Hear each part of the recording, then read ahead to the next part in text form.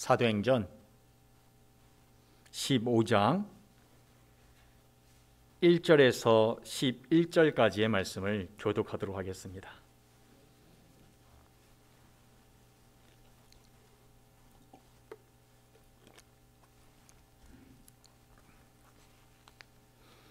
사도행전 15장 1절에서 11절까지의 말씀 교독하겠습니다. 제가 1절 봉독하겠습니다.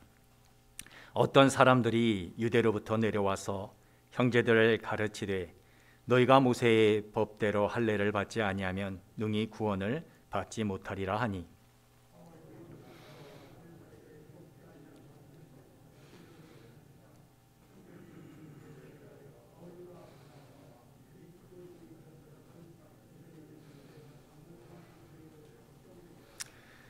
그들이 교회의 전송을 받고 베니게와 사마리아로 다니며 이방인들이 주께 돌아온 일을 말하여 형제들을 다 크게 기쁘게 하더라.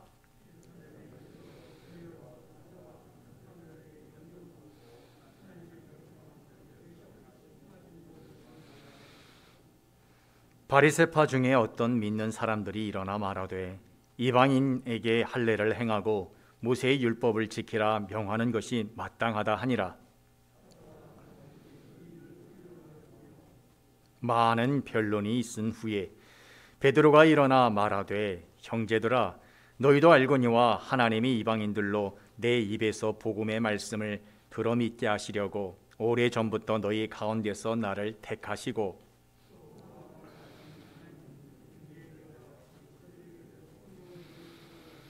믿음으로 그들의 마음을 깨끗이 하사 그들이나 우리나 차별하지 아니하셨느니라.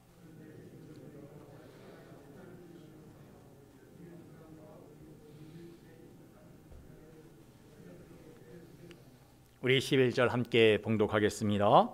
그러나 우리는 그들이 우리와 동일하게 주 예수의 은혜로 구원받는지를 믿노라 하니라. 아멘.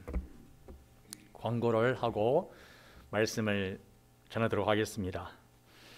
방역 조치가 상향 조정됨에 따라 20%까지 예배당에서 예배를 드리게 되었습니다. 이번 주부터는 신청 없이 그냥 오셔도 되는데 한 예배에 몰리기 때문에 저희들이 이렇게 구분하고 있습니다. 1부에는 자율적으로 참석하시고요. 2부에는 2교구, 3부에는 1교구 딱 정하진 않겠지만 그래도 맞춰서 분산해서 예배 드릴 수 있도록 도와주시면 감사하겠습니다. 오늘부터 사순절이 시작이 되었습니다. 이 시간 통해서 신앙을 점검하고 또한 예수님을 깊이 묵상하는 시간 되기를 바랍니다. 나머지 광고는 주보를 참고해 주시면 감사하겠습니다. 며칠 전이었습니다. 저희 막내 예준이와 구루터기에 관한 책을 읽었습니다. 그 책을 읽을 때 예준이가 아빠, 이 구루터기 위에 있는 게 잘리면 그게 구루터기인가요? 아닌가요? 라고 묻더라고요. 저는 뿌리와 연결되지 않았기 때문에 그거는 구루터기라 볼 수 없지 라고 대답해 주었습니다. 그때 예준이가 역시 뿌리가 중요해 라고 뭔가 깨달은 그런 모습으로 감탄하는 것을 들었습니다. 그 감탄을 보면서 그래 참 뿌리가 중요한 거지 라는 생각을 다시 한번 하게 됐고, 오늘 말씀을 준비하면서도 그 뿌리, 이 신앙의 뿌리가 과연 어떤 것일까라는 관점에서 말씀을 보게 되었습니다. 여러분들은 이 신앙의 뿌리 과연 무엇이라고 생각하십니까? 오늘 우리는 이 말씀을 통해서 우리 신앙의 뿌리에 대해서 한번 살펴보려고 하는데요. 소망하는 것은 우리 모두가 다 이 신앙의 뿌리를 깨닫고 하나님 앞에서 든든히 서가는 복된 우리 성석교회 되기를 간절히 소망합니다. 만약에요, 우리가 그리스도인이 되려고 할 때 할례를 받고 그리고 죄를 씻기 위해서 목욕을 하고 그리고 제사를 드린다고 한다면 여러분들은 이 하나님께 나아가는 이 기독교를 어떻게 생각하시겠습니까? 이 절차는 예수님 당시에 이방인들이 유대계로 개종할 때 해야 하는 과정이었습니다. 그렇기 때문에 그 관습에 젖어 있던 유대인들은 예수를 통해 하나님을 알게 된 흔히 그리스도인들이 이러한 관습을 따라야 한다라고 주장을 했지요. 오늘 말씀에도 보면 그게 나와 있습니다. 1절 볼까요? 어떤 사람들이 유대로부터 내려와서 형제들을 가르치되 너희가 모세의 법대로 하니 라고 되어 있습니다. 15장 1절 하니 받지 아니하면 모세의 법대로 할례를 받지 아니하면 능히 구원을 받지 못하리라 나와 있죠. 즉 할례를 받지 않으면 능히 구원을 받지 못하리라라고 한 부분이 바로 이러한 배경하에서 주장되어진 것입니다. 뭐 이런 주장은 나올 수 있는데요. 이 주장이 된 이 장소가 문제입니다. 여러분, 이 주장이 된 장소는 어디냐면요. 안디옥 교회예요. 안디옥 교회. 안디옥 교회는 참으로 중요한 교회입니다. 그 당시 예루살렘에도 교회가 있었죠. 그리고 안디옥에도 교회가 있었습니다. 시리아. 그런데 예루살렘 교회는 오직 유대인들만 다니는 교회였어요. 근데 안디옥 교회에서 처음으로 이방인들이 유대인들과 함께 이제 하나님을 예배드리게 되었죠. 그래서 많은 사람들이 그들을 보고 뭐라고 이야기를 했냐면 그리스도인이라고 얘기했습니다. 그것뿐일까요? 그 안디옥 교회는 바나바와 바울을 통해서 세계 선교의 중심축의 역할을 감당하게 되었죠.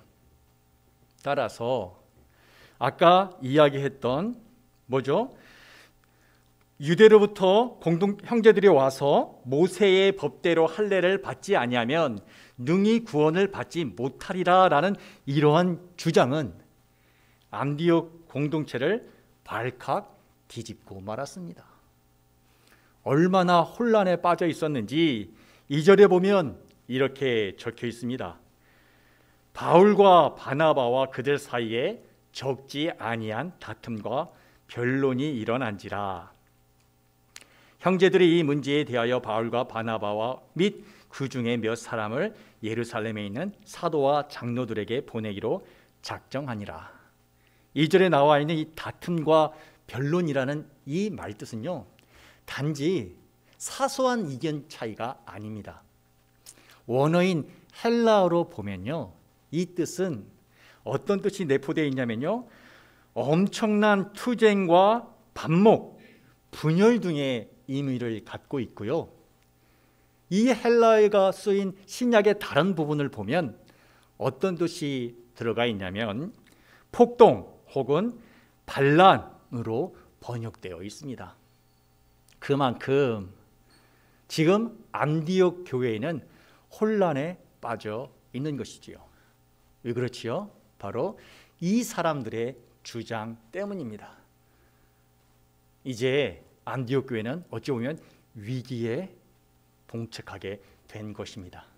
그리고 아까 2절에 우리가 읽었지만 안디옥 교회는 그 위기를 벗어나기 위해서 바나바와 바울을 예루살렘 교회로 보내기로 결심합니다. 왜 그렇지요? 우리는 알 수 있습니다. 바로 정말 그런가?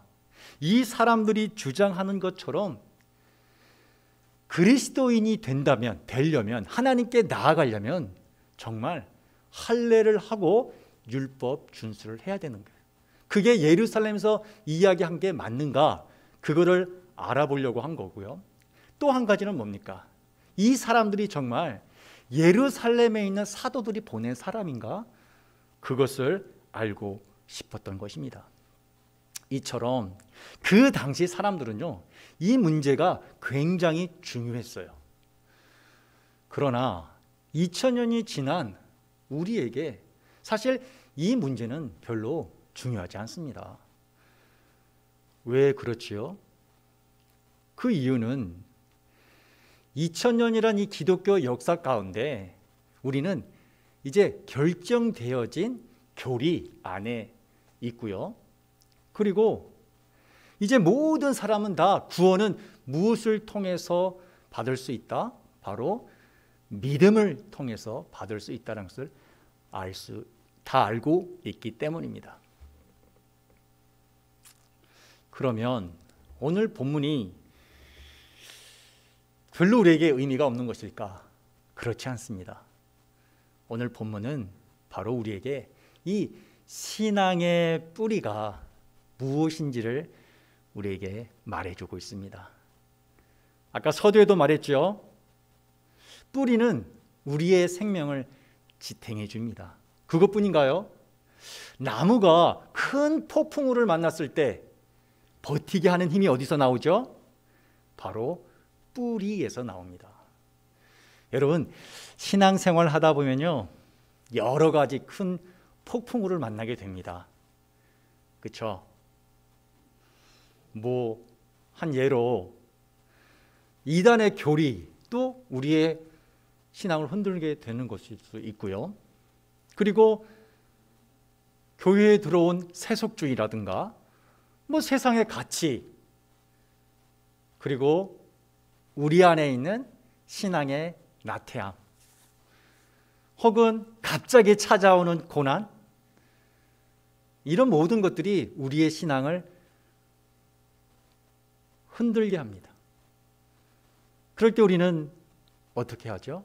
바로 이 신앙의 뿌리로 말미암아 굳게 서게 됩니다. 그렇다면 과연 우리 성도님들이 굳게 붙잡고 있는 그 신앙의 뿌리는 무엇일까요? 오늘 말씀은 그 신앙의 뿌리를 이렇게 소개하고 있는데요. 우리 베드로의 고백에서 그 신앙의 뿌리를 한번 찾아보도록 하겠습니다. 15장 6절에서 7절 말씀을 우리 함께 봉독해 보도록 하겠습니다. 우리 15장 6절과 7절 봉독해 볼까요? 사도와 장로들이 이 일을 의논하러 모여 많은 변론이 있은 후에 베드로가 일어나 말하되, 형제들아, 너희도 알거니와 하나님이 이방인들로 내 입에서 복음의 말씀을 들어 믿게 하시려고 오랜 전부터 너희 가운데서 나를 택하시고 라고 베드로가 말합니다. 우리 6절부터 볼까요? 사도와 장로들이 이 일을 의논하러 모였다라고 나와 있습니다. 이 일이라는 게 뭐죠? 바로 안디옥 교회에서 일어났던 일입니다. 그렇죠? 근데 이 글을 쓴 누가는요, 이 일에 대해서 또 묘사하지 않고 바로 7절 이 베드로의 이야기에 초점을 맞춥니다. 그만큼 이 누가가 이야기하고 싶은 게 바로 베드로의 이야기 속에 있다는 것이지요. 제가 베드로의 이야기를 한번 읽어보겠습니다. 베드로가 일어나 말하되, 형제들아, 너희도 알거니와 하나님이 이방인들로 내 입에서 복음의 말씀을 들어 믿게 하시려고 오래 전부터 너희 가운데서 나를 택하시고 라고 말합니다. 우리는 베드로의 이 말씀 속에 한 가지의 사실을 알게 되죠. 그게 뭡니까? 분명히 이방인에게 복음을 전한 것은 베드로입니다. 그러나 그 일을 하게끔 보낸 분이 계시다는 거죠. 그분이 누구죠? 바로 하나님입니다. 하나님. 하나님이 이방인들로 내 입에서 복음의 말씀을 들어 믿게 하시려고 오래 전부터 너희 가운데서 나를 택했다. 그리고 나를 보냈다. 나를 보내서 복음을 선포하게 했다. 그걸로 끝났을까요? 아닙니다. 복음의 말씀을 들어 믿게 했다라고 말하고 있습니다. 오늘 우리가 발견해야 할 이 신앙의 뿌리는 바로 무엇이냐? 말씀을 듣고 믿음으로 반응하는 것입니다. 우리 다 함께 따라 해볼까요? 신앙의 뿌리는 말씀을 듣고 믿음으로 반응하는 것이다. 네, 말씀을 듣고 믿음으로 반응하는 것입니다. 여기서 우리가 꼭 깨달아야 될 한 비밀이 있어요. 뭐냐면 많은 사람들이 이 말씀을 듣는 것이 신앙이라고 생각하는 경우가 종종 있습니다. 그런데 오늘 베드로의 입을 통해서 선포되어지는 이 신앙의 뿌리에는 무엇이 있죠? 말씀을 들을 뿐만 아니라 그 말씀에 대해서 믿음으로 반응해야 온전한 신앙이 될 수 있다는 것입니다. 한번 우리의 상황에 적용해 볼까요? 말씀을 듣는 우리들입니까? 저는 개인적으로 우리 성석교회가 정말 말씀을 중시하는 그런 교회라고 저는 믿고 있습니다. 우리가 성경 백독도 하고요. 그리고 목사님께서 되게 말씀을 강조하십니다. 여러분도 그것은 다 인정할 것이라고 저는 믿습니다. 그러면 이 믿음의 반응은 어떨까요? 믿음의 반응. 과연 나는 이 말씀을 듣고 믿음으로 반응하고 있는가? 한번 생각해 보십시오. 이것을 잘 보여주는 게 저는 개인적으로 이 출애굽에 나온 정탐꾼의 이야기라고 생각합니다. 이 정탐꾼의 이야기는 민수기 14장 그리고 신명기 1장에 나와 있습니다. 시내산을 떠나고 가나안 땅으로 가는 도중 이 가데스 바네아라는 곳에서 모세가 12명을 가나안 땅으로 정탐꾼으로 보내게 되죠. 그들이 40일 동안 그곳에 있다가 와서 모세에게 보고를 합니다. 보고를 하는데 긍정적인 보고도 있었고 부정적인 보고도 있었습니다. 그 기준이 뭐였죠? 바로 믿음입니다. 이 부분이 조금 중요하기 때문에 오늘 설교에 저희들이 이 말씀을 한번 찾아보도록 하겠습니다. 민수기 14장 8절에서 9절 말씀인데요. 우리 구약 성경 217페이지로 한번 이동해 보겠습니다. 민수기 14장 8절과 9절 말씀으로 우리 한번 이동해 보겠습니다.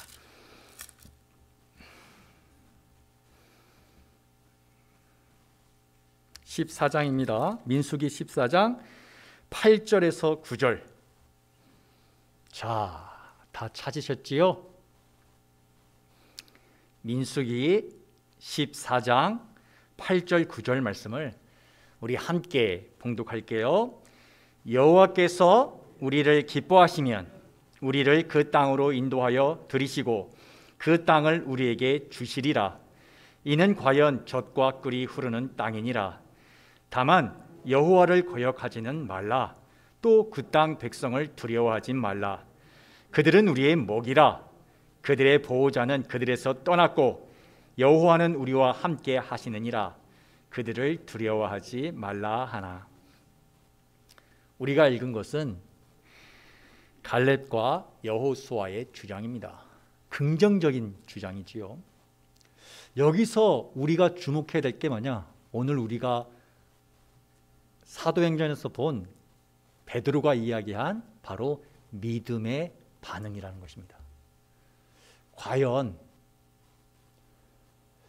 갈렙과 여호수아는 어떻게 믿음의 반응을 했는가? 우리는 그것을 좀 구체적으로 살펴볼 필요가 있습니다. 그래야 내가 정말 하나님의 말씀을 듣고 믿음으로 반응하고 있는가? 그것을 알 수 있기 때문입니다. 그렇다면 오늘 이 민수기 14장에서 주는 8절과 9절에서 주는 이 갈렙과 여호수아의 믿음, 어떤 믿음일까요? 첫째는 바로 갈렙과 여호수아는 현실을 인정하는 믿음이었습니다. 믿음을 가지는 많은 사람들 중에요, 이런 사람들이 있습니다. 조금 있으면 천국 간대. 뭐가 그렇게 걱정이야? 걱정하지 마.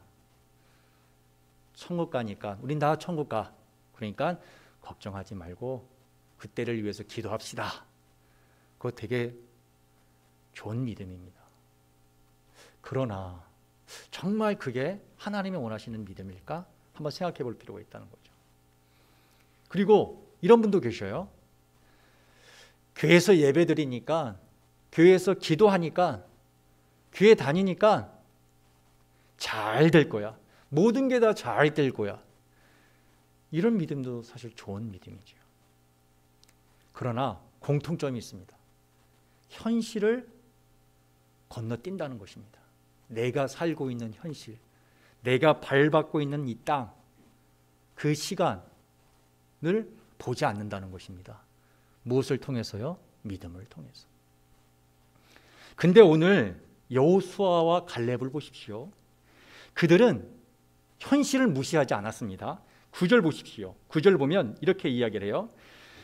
그 땅 백성을 두려워하지 말라. 왜 그랬을까요? 그들은 그곳에 아낙 자손과 같은 거대한 거인들이 있는 걸 알았습니다. 그것을 무시하는 게 아닙니다. 그 현실을 인정했습니다. 그러나 그들은 그 현실에 머무는 게 아니라 어디까지 가죠? 14장 9절 마지막 보면 이렇게 얘기하고 있죠. 여호와는 우리와 함께 하시느니라. 그들을 두려워하지 말라. 현실은 인정하지만 그 현실 가운데 그 현실을 넘어서 여호와로 나아가는 것. 그게 바로 갈렙과 여호수아가 가졌던 첫 번째 믿음입니다. 그들은 그 현실 가운데 무엇을 할 줄 알았어요. 그것을 구체적으로 붙잡았던 사람들입니다. 그게 뭘까요? 그들이 갖고 있는 두 번째 믿음의 특징이 있습니다. 그것은 뭐냐? 바로 그들의 현실 가운데 그것을 극복하기 위해서 하나님의 말씀을 붙잡았다는 것입니다. 8절 볼게요. 여호와께서 우리를 기뻐하시면 우리를 그 땅으로 인도하여 들이시고 그 땅을 우리에게 주시리라. 분명 여호수아는 갈렙은 알고 있습니다. 하나님께서 세운 이 언약, 이 약속은 변하지 않으리. 비록 우리의 현실 가운데 아낙 자손 같은 거대한 산이 있을지라도 우리가 이 약속을 붙잡아 나아간다면 우리는 반드시 이겨낼 것이다.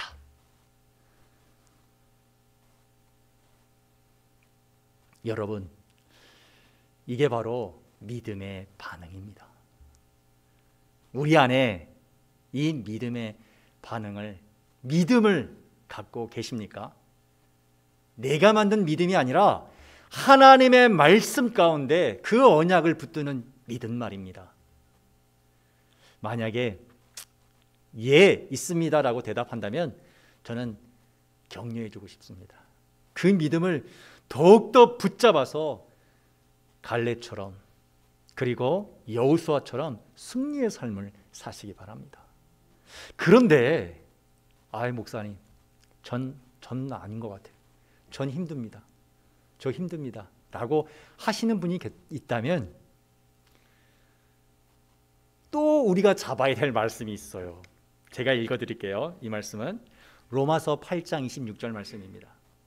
이와 같이 성령도 우리의 연약함을 도우시나니 우리는 마땅히 기도할 바를 알지 못하나 오직 성령이 말할 수 없는 탄식으로 우리를 위하여 친히 간구하시느니라.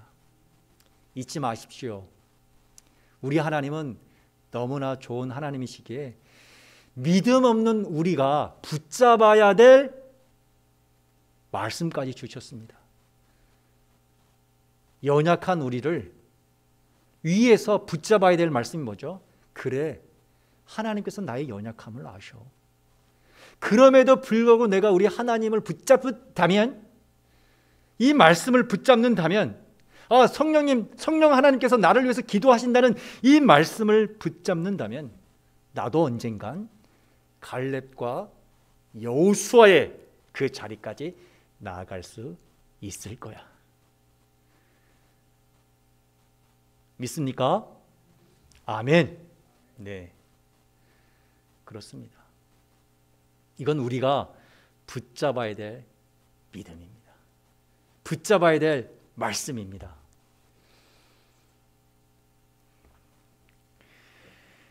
그러면 우리가 이 말씀을 붙잡을 때 우리는 어디까지 성장하게 될까?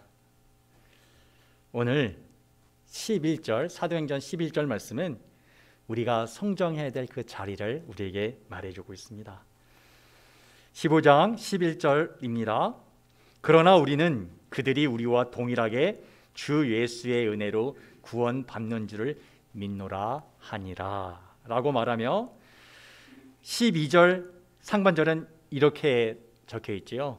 온 무리가 가만히 있어. 이 말씀을 제가 세 번역으로 한번 봉독해 드리도록 하겠습니다. 우리가 주 예수의 은혜로 구원을 얻고 그들도 꼭 마찬가지로 주 예수의 은혜로 구원을 얻는다고 우리는 믿습니다.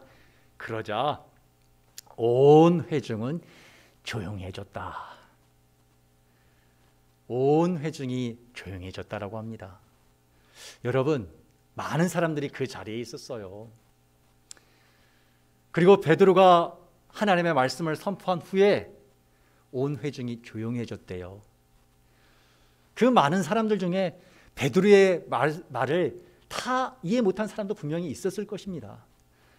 아니야, 베드로 당신은 그렇게 이야기하지만 하나님 뜻은 그런 뜻이 아니야 라고 반박할 사람도 분명히 있었을 거예요. 나는 할례 받고 나는 율법 준수하는데 우리의 이 길이 맞는 거야 라고 주장하고 자기의 뜻을 굽히지 않을 사람도 있었습니다. 그러나 그들은 온 무리가 조용해졌다. 뭘까요? 그 베드로를 통해서 하신 그 하나님의 말씀에 믿음으로 반응했기 때문입니다. 자기의 지식 혹은 자기의 감정 혹은 여러 정황보다 무엇을 붙잡는 거죠? 베드로를 통해 하신 하나님의 말씀, 이것을 붙잡는 것입니다. 우리는 여기까지 우리의 지식, 우리의 감정, 우리의 상황을 믿음으로 극복할 수 있는 그 자리까지 우리 나아가야 합니다. 이거 쉽지 않죠. 쉽지 않습니다. 그래서 히브리서 저자는 우리에게 이렇게 도전합니다.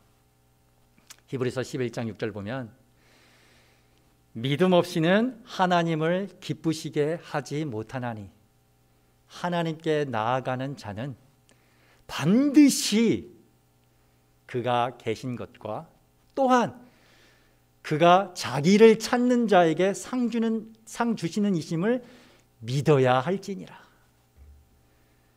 하나님은 믿음 있는 자를 기뻐하신대요. 왜일까요? 오늘 말씀을 통해서 한번 그 이유를 한번 생각해 보십시오. 그렇습니다. 하나님의 하늘의 말씀을 막 우리에게 내려주잖아요. 그렇죠? 근데 그걸 받으려면요, 우리는 믿음이 있어야 된대요. 이 믿음. 하나님께서 하늘의 복을 우리에게 어떤 관을 통해서 내려준다고 한번 생각해보고 상상해 보세요. 근데 그 관이 넓은 게 아니라 계속 좁아진다면 어떻게 되겠어요? 하나님은 많은 걸 내려주고 싶은데 이게 관이 좁으니까 이게 많이 내려올 수가 없는 거예요. 하나님은 우리에게 많은 것들을 주길 원하세요. 말씀으로, 위로로, 치유로, 기적으로. 근데 우리가 받아야 될 우리 믿음이 너무 하나님의 만큼 가지 못하는 것 아닐까요? 우리 오늘부터 사순절이 시작이 됩니다. 사순절 하면 고난 가운데 있는 우리 예수님을 묵상하게 되고요. 그리고 우리 예수님이 우리에게 베풀어 주신 그 사랑을 또한 깨닫게 됩니다. 그러나 그 십자가에서 예수님이 우리에게 보여준 건 사랑뿐만은 아닙니다. 바로 하나님을 향한 믿음입니다. 다른 사람들은 다 부정했지만 우리 예수님께서는 오직 하나님만 바라보고 그 골고다 위를 올라가신 것입니다.